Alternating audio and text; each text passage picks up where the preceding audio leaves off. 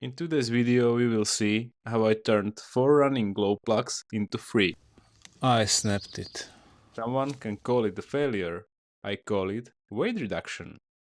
And to celebrate, I threw a stick for the dog, because at least someone deserves to have a good day.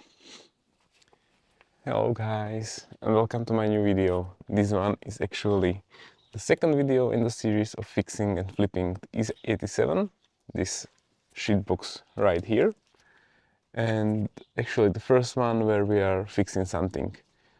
So today we will be focusing on engine and EGR valve intake manifold, cleaning them, hopefully fix the error codes which are stored in the ECU and the check engine light on the dashboard. Actually something productive today, hopefully. So let's see how it goes. But first we have to throw some toy to my dog. Let's go. Yeah, there he is. No nas, Miško. Pusť. OK. And nice.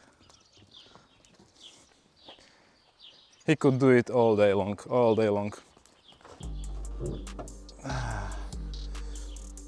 First of all, we have to take off this cover to have access there. The EGR valve should be somewhere here, but for removing the intake manifold, which is somewhere under here, we have to take off this front panel, and under this filter there is another rear engine cover, if I'm not mistaken. So I can see two screws, one here and one there, Torx 20 or something like that. Two screws here for Allen key.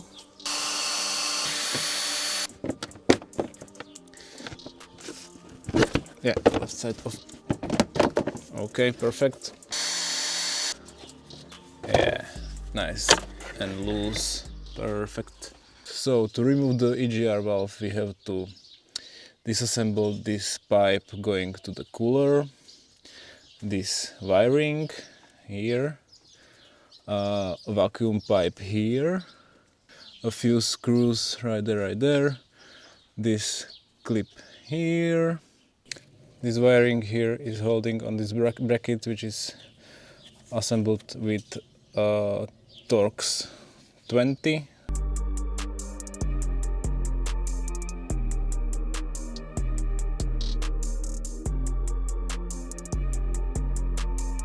Let's try to remove this clamp here. Not sure if this is the proper way, hopefully it is. Yeah.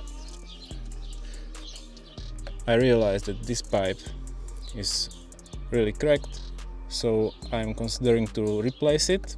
This hose turned out to be a bit more tricky than expected. For a moment I was convinced it was broken, but in the end all conspiracy theories were proven wrong. Okay, actually it wasn't broken, and everything I had to do is a good wiggle. As you already could realize that I'm not a trained mechanic, but I'm like enthusiastic guy who really enjoys digging into 20 years old cars without proper knowledge and without knowing what he's actually doing.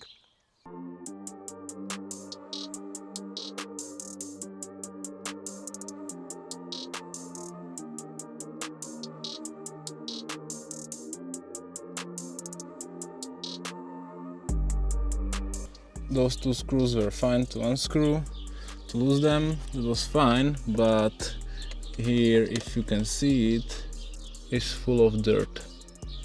Carbon is everywhere, which means I have to be extra careful because these bolts love to snap, and that's the last thing I want to happen. Wink wink. So we have the EGR disassembled, which is nice. A lot of gross carbon mixed with oil buildup. Cleaning process can start. So I started cleaning the EGR valve, and let's just say it didn't disappoint. Pure filth. But seriously, I highly recommend scraping off as much of the mess as you can mechanically first, and only then bring out the chemicals. Trust me, your brake cleaner will thank you later. So the worst coat of carbon should be gone. Now I try to use that oven cleaner. I didn't really thought about using oven cleaner before, but then I came across a guy's YouTube where he used it, and now my greasy grill is crying in the basement. This is getting much more better than I initially thought. EGR cleaned, it took me about 30 minutes to put it into this condition. I'm happy with the result. Yeah, sure, we can do better, but for a 30-minute job it's not looking bad. What do you think? But if you will look closely, here is a crack. I'm not sure how big deal it is. Here is the crack as well. Yeah, here is the crack as well. TLDR, if I won't be able to completely get rid of the check engine light because of the EGR issue, I will definitely consider to buy removal kit, which will be significantly cheaper than buying a brand new EGR valve. So, after cleaning the EGR valve, I moved on to taking apart the intake manifold. Nothing too complicated, just a few bolts here and there, and it all comes apart. Now, the cabin filter cover definitely looks like it's been removed a few times. If you look closely, some screws were missing, and the ones that were there didn't even match. As for the cabin filter itself, I don't think it's been changed in the last 4 years. I'm pretty sure I saw a 2021 date on it. And yeah, it looked like exactly something from 2021 should. The covers are off. I don't want to disconnect positive wiring here because I don't know how to do it. It would make my life a little bit more easier if I fold it to the other side.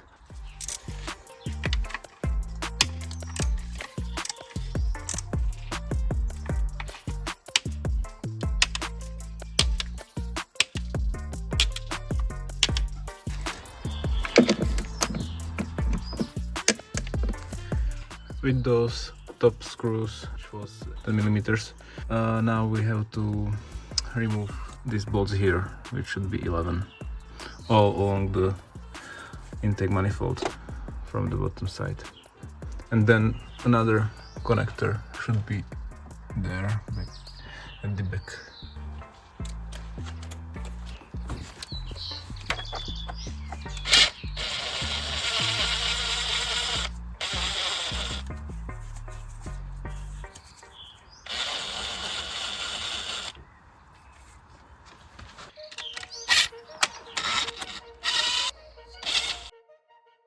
I spent about 45 minutes trying to remove that oil dipstick, only to find out that the one single bolt holding it in place, yes, it was only just one bolt, was cleverly hidden underneath.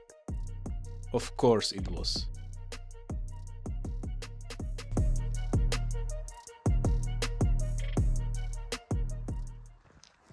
Okay, so besides those three connectors, initially I thought there is only one. Here is one connector, the second one is here, and the third one right there. After successfully unplugging all the connectors, I could finally remove the intake manifold, without upsetting anything. No alarms, no broken clips, just pure victory. Finally, the intake manifold is out.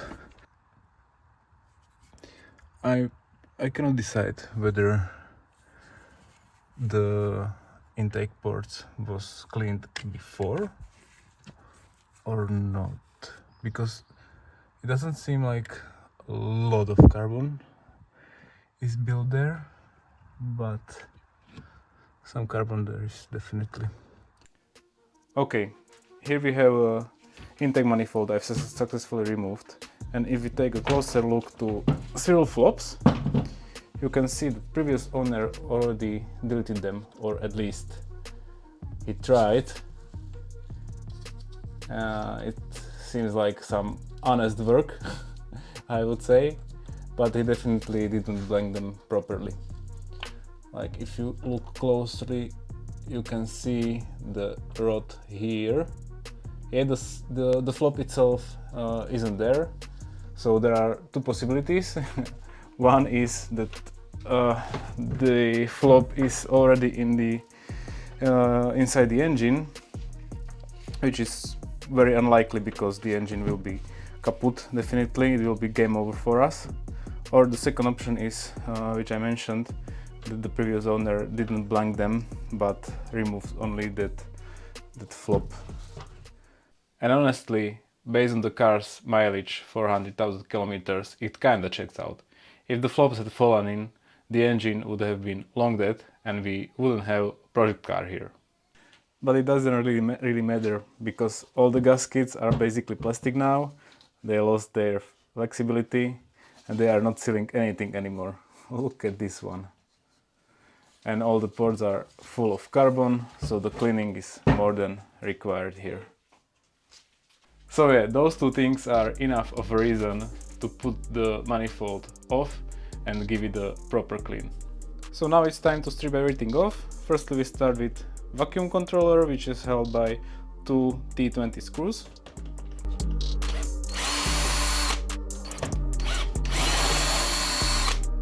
Also we have to disconnect this sensor here. We simply press down this clip here and put the sensor towards this direction. With disconnected vacuum controller, we will remove this rod here. Just pry it towards yourself and it should pop out of that plastic clips.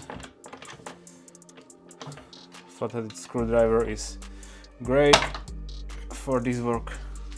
Also don't forget about the map sensor, which is held by 10mm bolt, and I bet it will be full of carbon, so it needs a proper cleanup as well. Not that bad, it's more covered in oil than in carbon, but I will give it a cleanup anyway. Now it's time to remove the sphere flops, or better to say, what's left from them.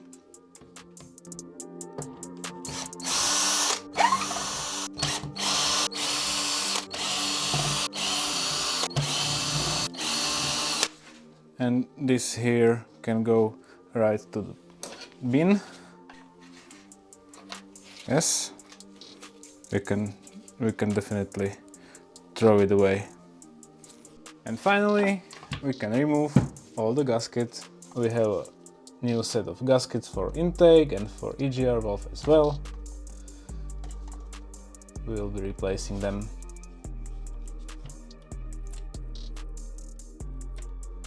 Look at it. Not good, not good. I would like to show you one more thing.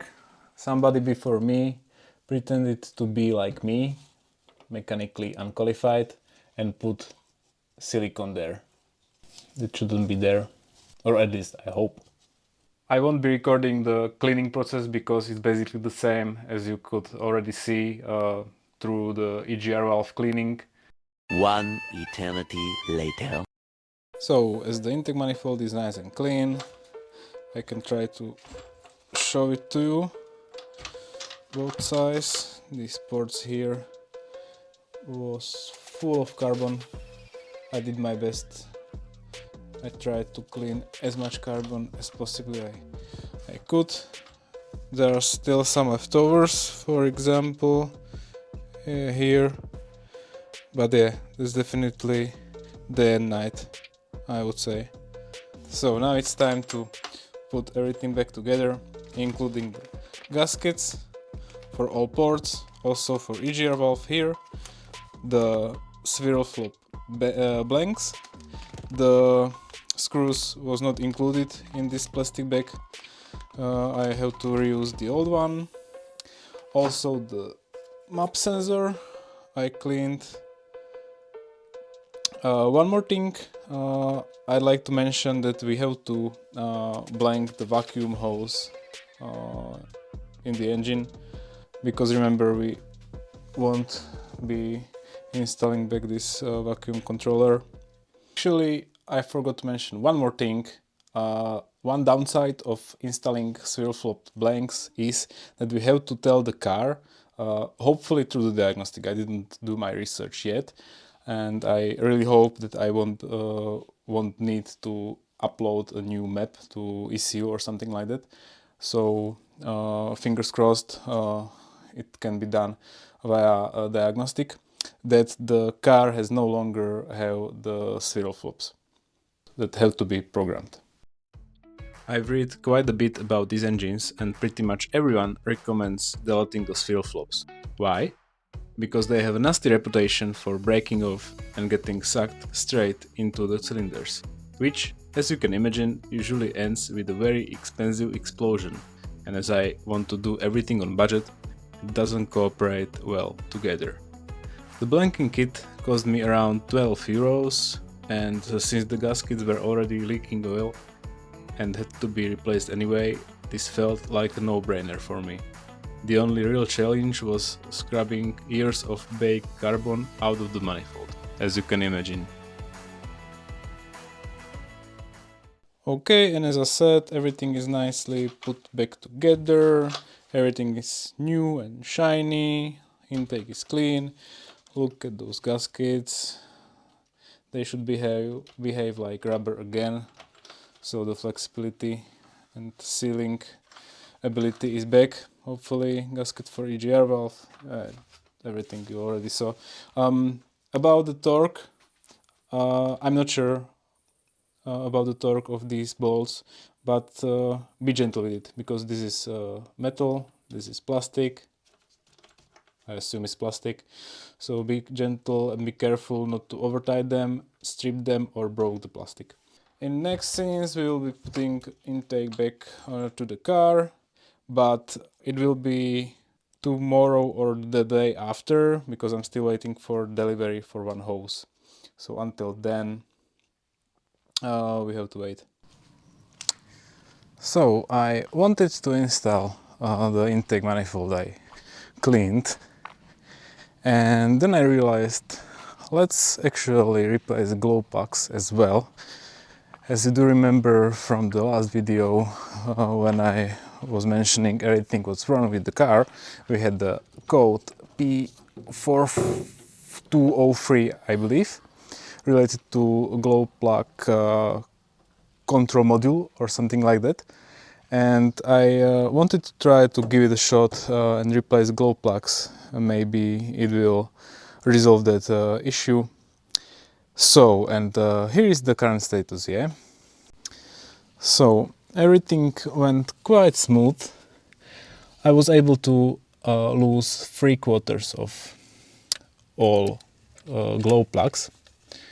I did it off camera because I was guessing that they might be stuck, and I really thought that I will be struggling with losing them, so I used a lot of penetration oil, etc. So as you can see, they are loose, they come out loose, everything is fine. Until I got to the last, which is actually cylinder 2, to the last glow plug, and not sure if you will see it, but I actually stripped this one. I can like rotate with the glow plug forever. I'm not able to pull it out. I really thought I will call it a day and bring the car to a mechanic. They will probably strip the head from the rest of the engine and remove that glow plug. But then I came across a guy on YouTube that had the same issue than me. He used these locking pliers, and you should hold the tip of the glow plug and use hammer and hammer it down very gently. When you tap it, tap, tap, tap, tap, tap, then try to rotate it a little. I also ordered a tool for stripped bolts, but I don't want to drill into that glow plug hole. Really don't. I'm afraid that the steel from the bolt or from the glow plug will drop down into combustion chamber and it will do significant damage to the engine. I will put you on time lapse and I will try to do my best. Alright, so this really didn't go to plan. The more I hammered on the locking pliers, the more nervous I got. Either I would crack the cylinder head or snap the glow plug completely and send it straight into the cylinder. I know this might sound a bit sketchy, but I decided to just leave it for now. We'll see what the ECU has to say about it. Hey guys, so it's the next day here and I decided to stop messing with that snapped glow plug simply because I was not able to make any progress and I was just hammering it, and I'm afraid of doing more damage that it actually have. So my next plan is to reassemble everything all back together simply because I want to start the engine, then heat it up to the operating temperature, and my theory is that glow plug, it should be easier to actually remove that glow plug when the engine is warm. By reassembling everything back together, I meant that firstly let's replace that glow plugs that I was able to lose, so at least some of them are new. And actually 2 of them are full of oil, which I assume is because the failed piston rings, I believe, but I definitely don't want to deal with this stuff. And new back in. Now we can fit all the plugs back on top of the glow plug themselves. First, the third and the last one. And now actually we can reassemble the anti-manifold, but before we have to remove all the paper towels.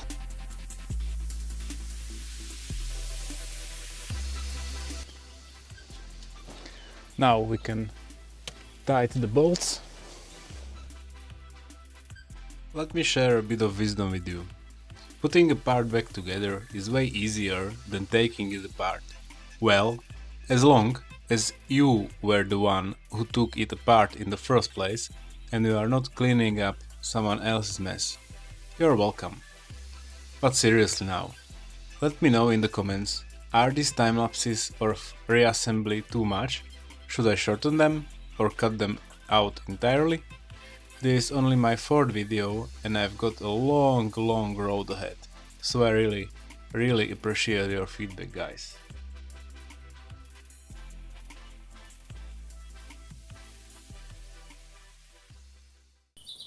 Actually, I checked the vacuum controller and it seems like the previous owner that removes that swirl flops but left there the rods, removed the vacuum pipe because there were 2 plugs for it and only into one went that vacuum hose. So I assume another one is already disassembled, as I couldn't simply find it. So let's see.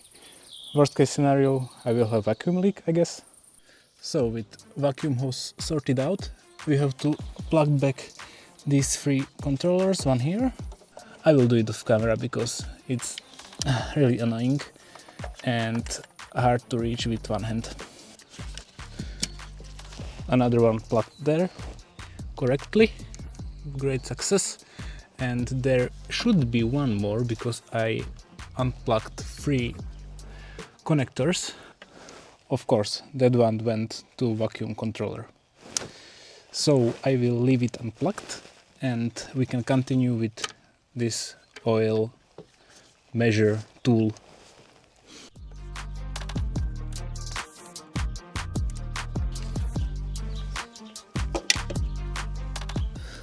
This oil measurement tool was so far the hardest part to reassemble. Oh my god, I'm struggling with such noob things. I believe we are done with intake manifold. Now what I want to replace is this hose from intercooler into the EGR. I have a new one, so this one is cracked, so it's good candidate for replacing.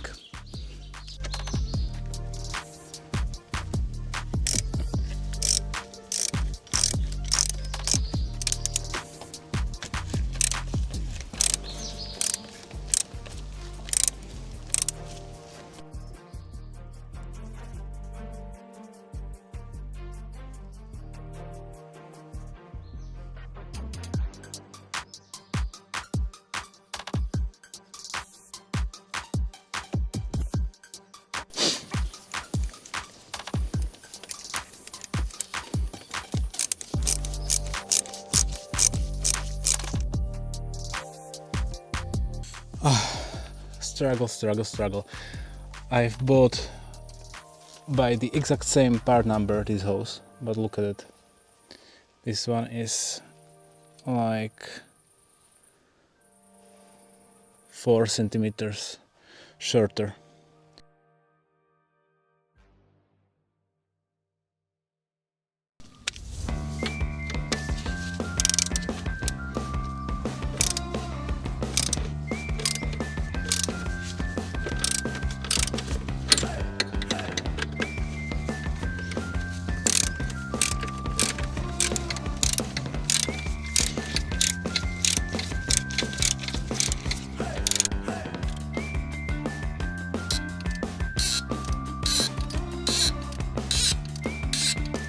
EGR is back in place. It was a little bit more difficult than I thought to tighten the bolts properly and also to put it in the correct position, because I'm not sure if it was visible from the previous scene, but I had a hard time to match the exact position. So all what left is to tighten this clamp, put the vacuum hose here. We can do it right now. Break it back on and put the intercooler EGR valve hose back in.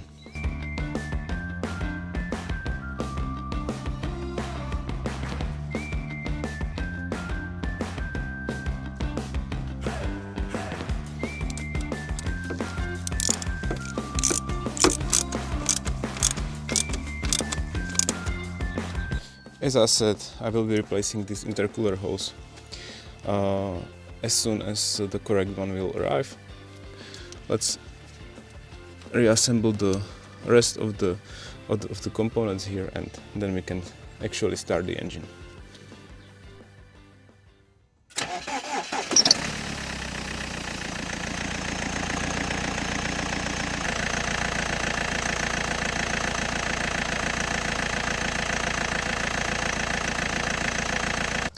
So yeah, that's pretty much it. As we can see, the engine starts, which is a good sign. That will be all for today's video. In the next one, we'll be replacing the air filter, cabin filter there, replace that hose I mentioned earlier, look to a diagnostic tool, what errors we still have there, or if some new errors appears, and give it some test drive. This video becomes a little bit longer. I'm still not used to how long the video should be, what everything you are interested about, what I have to put there or not to put there and cut off. So that's the reason why those things I mentioned will be done in the next video. So hopefully you are not bored by watching me digging into this car, and hopefully you enjoyed it. If yes, consider subscribe so we will be notified when the next video will come up, and give it a like so we will support my effort and my channel. And guys, thanks for watching. See you in the next one. Ciao.